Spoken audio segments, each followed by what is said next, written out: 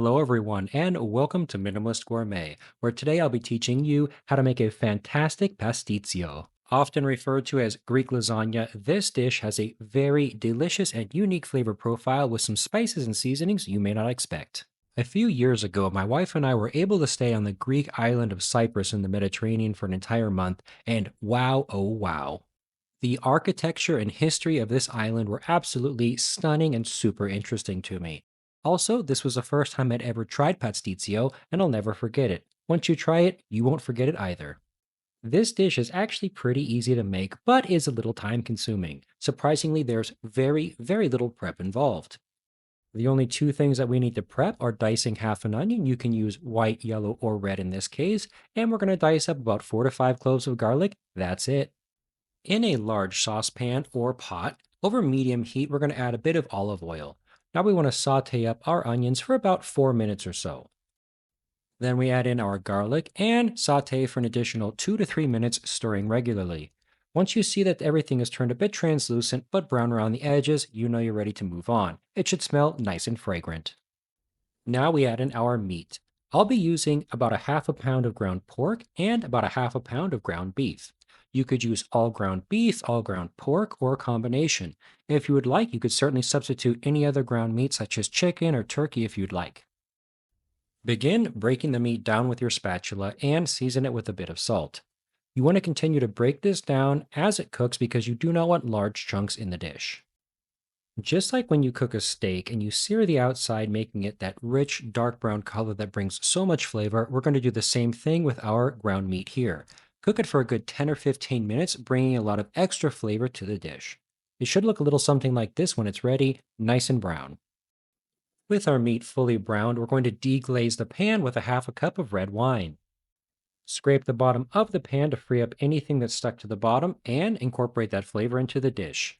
Now we're going to add in our tomato paste here before we cook it for about 5 or 6 minutes.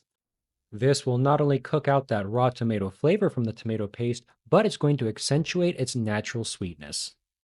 Pastitsio has a depth of flavor like no other dish I've had before. After cooking down our tomato paste for about 5 or 6 minutes, it's time to add in our tomatoes. I'll be using diced canned tomatoes today. However, you can certainly use fresh tomatoes if you'd like. It's 100% up to you.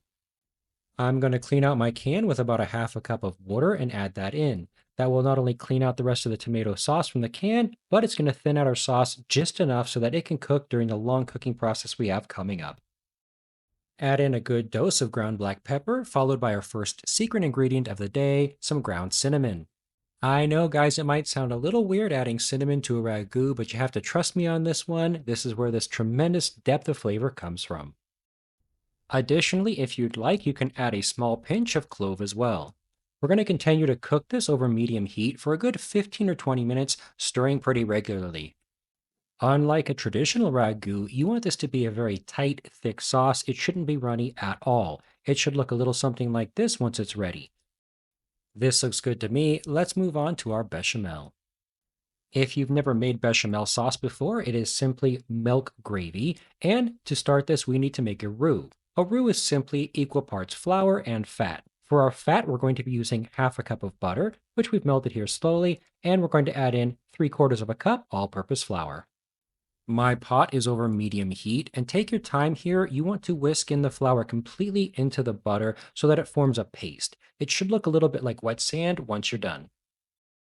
Now, your roux would technically thicken your milk just fine at this stage, but we're going to continue to cook it. First off, we need to cook it for a few minutes to cut out that raw flour flavor that's going to be there. Beyond cutting out that raw flour flavor, we're also going to be toasting our roux.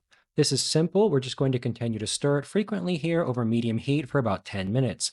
It's going to darken in color from this very light blonde color into this, a nice rich caramel color. Additionally, once it's ready, it's going to smell quite a bit like snickerdoodle cookies. Toasting our roux is basically the same as taking raw cookie dough and baking it. It's just going to add another layer of flavor. Now we're ready to incorporate our milk. Say this together: hot roux, cold milk, no lumps.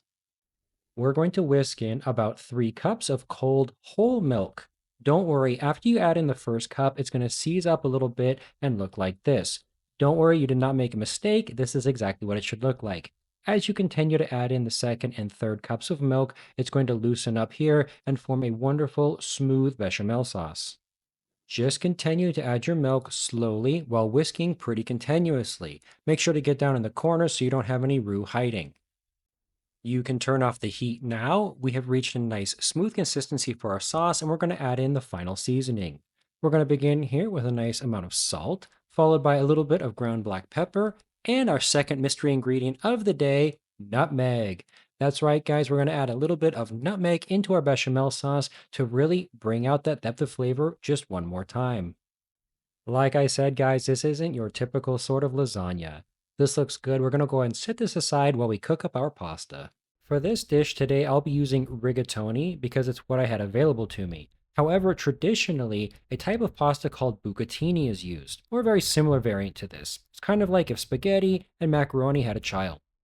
If you can get your hands on bucatini, absolutely use it. However, you can use anything from ziti to rigatoni, even spaghetti will work. However, whatever kind you use, you definitely want to just cook it till al dente and not anymore. It's going to cook a bit more in the oven and you don't want it to overcook.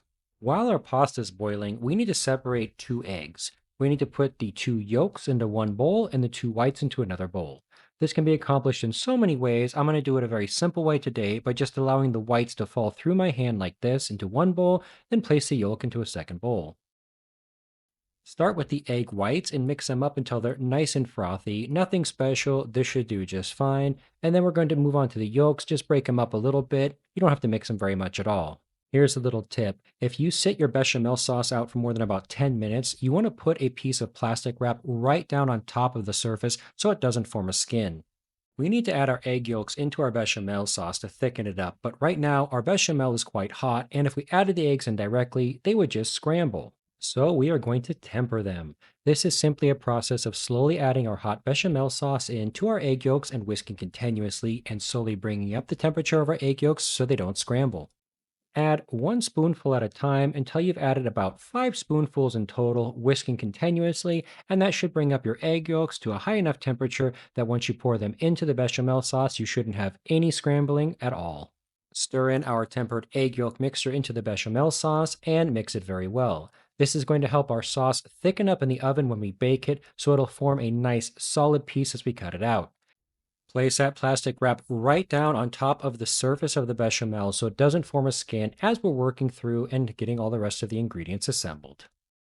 I cooked the pasta to just al dente and drained it off screen. We're going to add it into our bowl along with just a touch of olive oil and just a small amount of our ragu sauce.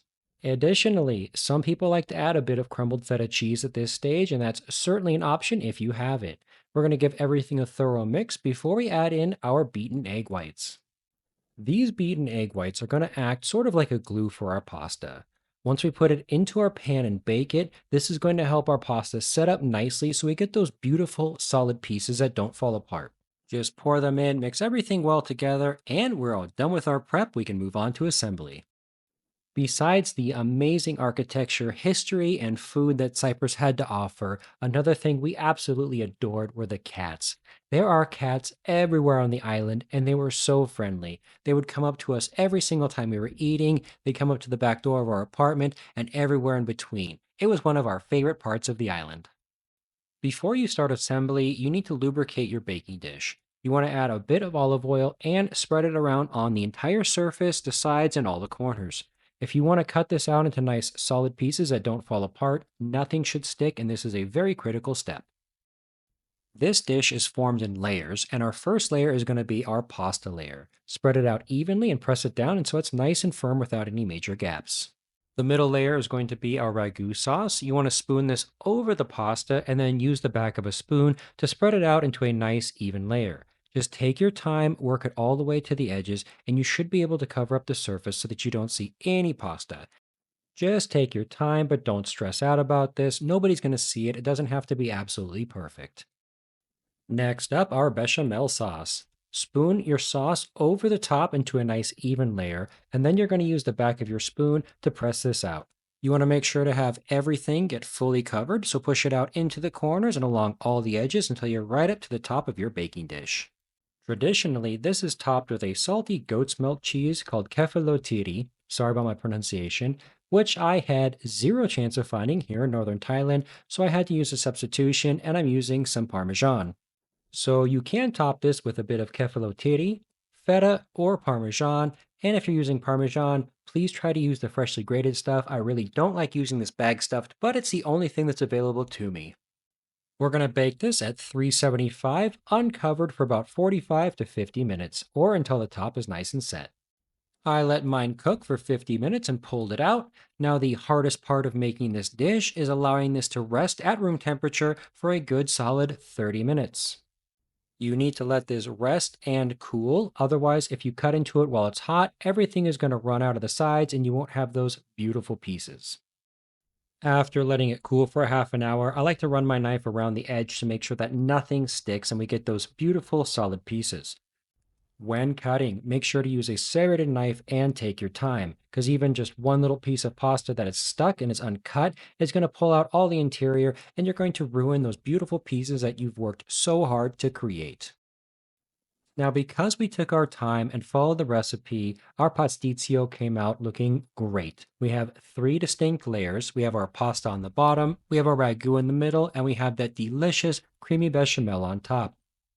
The depth of flavor on this recipe is out of this world, and since you like this video, I recommend you check out my shakshuka video right here because the flavor on that is equally as delicious. Thanks so much for watching until the end. You're a rock star and I appreciate it. I can't wait to see each and every one of you here next time on the next episode of Minimalist Gourmet.